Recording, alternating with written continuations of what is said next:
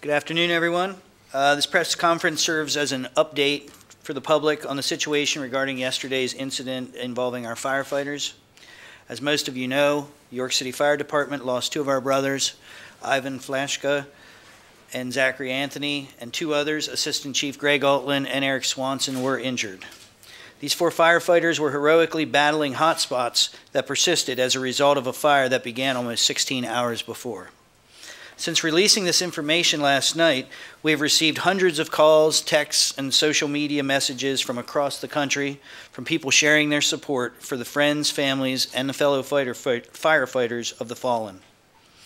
Today, representatives from the International Association of Firefighters are on hand to help assist our local union in providing services to our families. The IAFF will also be working with the families and supporting organizations to coordinate any memorial services to be held at a later date. We have no further information yet on these services and their times. The York Professional Firefighters, IAFF Local 627, have set up a GoFundMe page to raise money to assist the families of Ivan, Zachary, Greg, and Eric with anything they need. That's only been up for a few hours, and we already have $12,000, $12,385 as of a few minutes ago. The link to the GoFundMe page is on the City of York website and also on all the city social media accounts. We also have been made aware of two candlelight vigils that have been planned. The first will be held at 8 p.m. tonight at the corner of Walnut Street and Broad Street. Parking is available at the Good School. This vigil is being organized by the residents there on Walnut Street. The second vigil, organized by the Southern Pennsylvania Incident Network, will be held at the Good School tomorrow evening at 7 p.m. And I want to apologize ahead of time for being unavailable for this event. I did just learn that Representative Carol Hill Evans will be available. On behalf of the City of York, the York City Fire Department, and the people of York, words cannot express our appreciation to everyone who has reached out to us during this dark time. Earlier today, a site safety plan was developed for 127 North Broad Street, and here to talk about this is City of York Emergency Coordinator Cody Santiago. After his statement, we will not be answering any further questions regarding the investigation of the site. Please direct all questions to the ATF, who has taken over that investigation. Thank you. Cody? Good afternoon. This morning we decided that it would be in the responders' best interest, as well as the future investigation and for the community's best interest, to implement a site safety plan for the scene from yesterday. Very basic things like wearing personal protective equipment like helmets, setting a hard perimeter away from the structure so that it's safe enough to walk around, and just letting everybody know where they can and can't be. We just had a fencing company. Able Fencing was just there to set up fencing so that we can clearly identify where the hard perimeter is the entire way around the facility.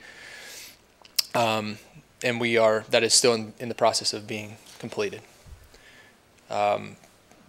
We did have some heavy machinery come in today.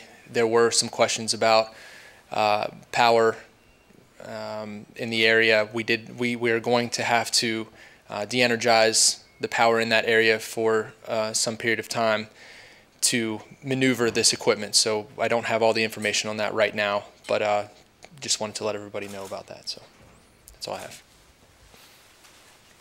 Did you want to share anything more as we did this morning? Yeah, I'd just like to speak a little bit about the firefighters, who they were, and what they meant to us in our city. You know, I did get asked earlier, talk a little bit about those firefighters, and you know, they're both great. They were both great firefighters. Different personalities, which was great. Which is what was great about them. Ivan Falancha. Very laid-back guy, never got rattled, never got excited.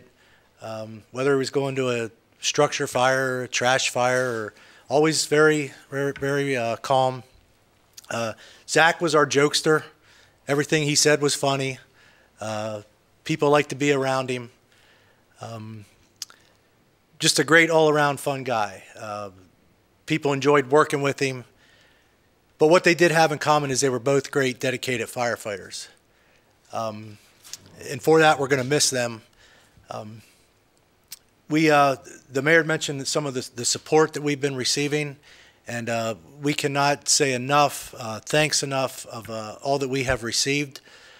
We have been people reaching out to us in our community, in our city, fire departments from around the country, people dropping food off. There's flowers up at our stations. There's we recognize that. We may not be able to get out and thank you individually, but thank you.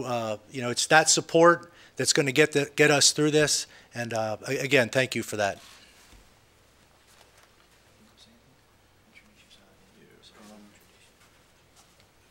I'm Bill Sleeger with the IFF, Local 627 here. Just like to echo the chief's sentiments and thank everyone for the donations and reaching out to us. Again, the city working through this, and we appreciate everything, so thank you.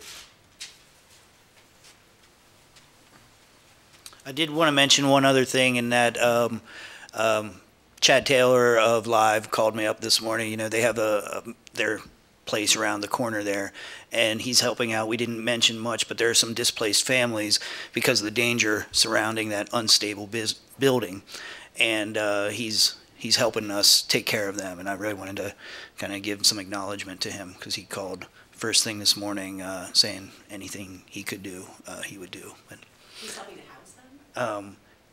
Helping to pay some expenses, yes. And we'll take any questions. How are the two firefighters that were in the hospital? Are they still there? Are they back home? They are still there. They're doing as well as can be expected. But they're talking. They're good. Are the residents without power there now? And how long do you expect that all those residents are going to be? I know you said you couldn't really. No, sure. I can go into that a little bit. Currently, to my knowledge, they are not without power. They have power right now. We had a conversation with MedEd this morning that at some point this weekend we will have to cut off power so that we can maneuver the equipment around that's necessary for the investigation. In talking with the engineers and in talking with the ATF, it sounds that it's going to be around a week that these people are going to be displaced because of the investigation, and because it's going to take that amount of time to do it. So we expect it to be around a week. It could be more, it could be less. That's really all I know at this point. But at some point this weekend, I don't. Do you have a total number? I know of one unit. I don't know the total number. I currently know of 9 individuals, 2 families, but I also there may be 2 other families. You have to understand there was quite a bit of chaos, and we had multiple people taking over the scene. So we're trying to gather all that information right now. They were being helped. 2 families are being helped directly by the Red Cross, but there is some concern that there might have been 2 other families.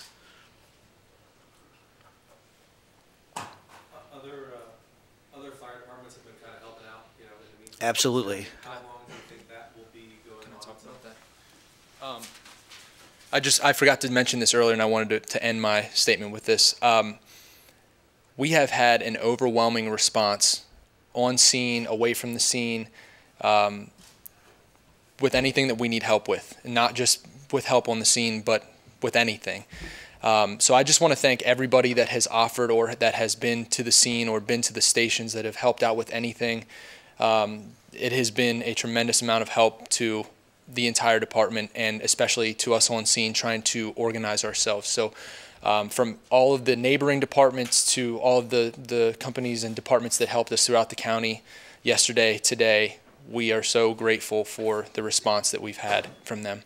So. Are your stations being manned by outside Chief. firefighters? Yeah, currently what we are, and again, working with our IAFF reps, We do have other firefighters in our stations, in all the stations, and for several reasons. First of all, today, Zach and Ivan went for the autopsies to Lehigh Valley. We had our firefighters escort them. So we let them do that and still had coverage, made sure that the city had coverage. The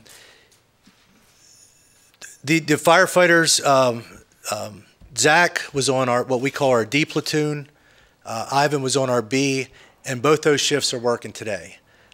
D worked today, B comes in tonight. So again, it was important for us that their shift members, that their fellow firefighters go with them. So again, help has been reached out. Lancaster City, Harrisburg City, Chambersburg, Hanover. I know I'm going to miss some, but yeah, we do have a lot of help, and again, we'll fill our stations to make sure that we do have fire protection in the city as we work through this. Yeah, I did want to add something there, and that was that while so what we have set up is that our stations are being manned by assisting fire companies, and our firefighters are able to choose now whether or not they want to come to work or whether they need time away. We felt that whatever they wanted, we wanted to make sure that we provided that opportunity.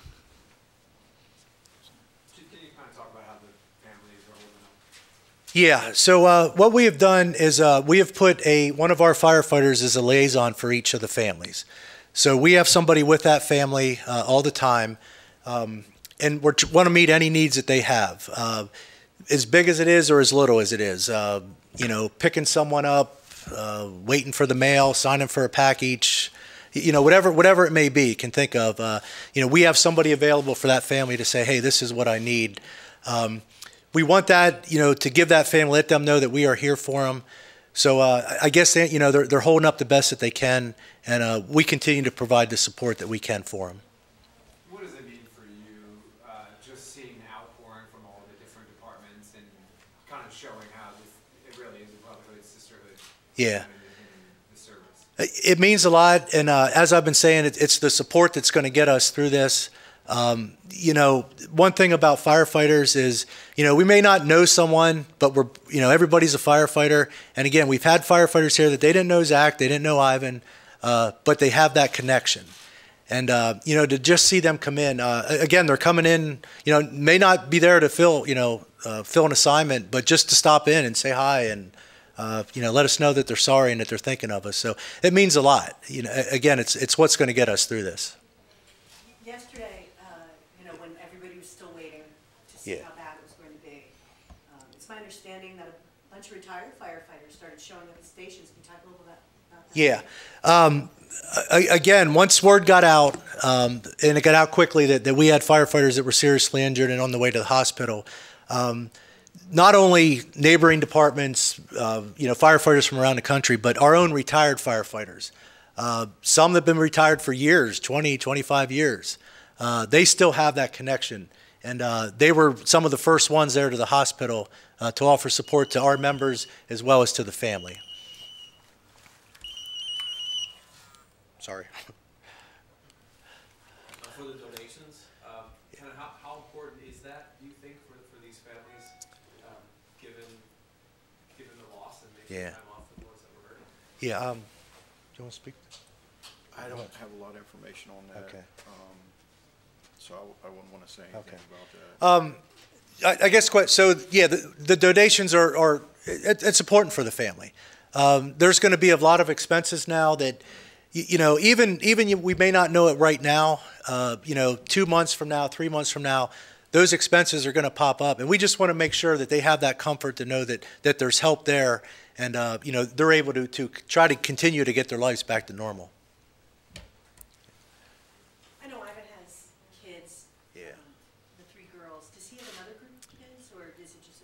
Yeah, so Ivan has 3 daughters. He's married his wife Casey, and Casey has a son and a daughter. So 3 daughters, a stepdaughter, and a stepson. Yeah, Zach had no children. Zach had a girlfriend. They were planning to get married. Zach's family, he's originally from the Poconos area. So yeah, he had a lot of family in that area who immediately came down last night. So they all made it here to be with him. So definitely, he was a family guy. He was loved by his family. Again, a young guy getting ready to get his life started with marriage and children. And have you guys put together, I know that all of Ivan's commendations and stuff, and Zach's, do you have a list at some point you'll be able to provide us of the official list of all their awards and commendations? Yeah. So what I have so far is Ivan did receive the 2004 Firefighter of the Year. Also in 2000, he was awarded for a rescue of a civilian from a fire on Queen Street. And also, I believe it was 2012, he was awarded for the rescue of a burn victim on, I believe that was Maple Street. Yes. Yeah. Yeah. Zach, I don't have the list of his accomplishments. Ivan was about a 20-year, coming up on 20-year veteran with the department, and Zach was coming up on 7 years, so 8 years with the department. 8 years. For Cody, I might have missed this.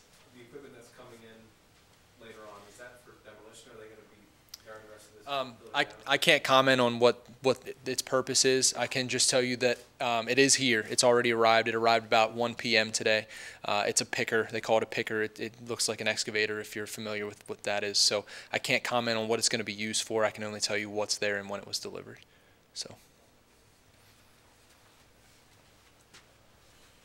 Any idea how long the intersection is going to remain closed to traffic? At least for a week. At right? least a week. Yeah, at least a week. And that's on both sides of Broad. So Philly side and Chestnut side. And Walnut through there too? Yes, and Walnut Yes. in the middle. Yeah. Yes. Thank you. All right. Thank you all.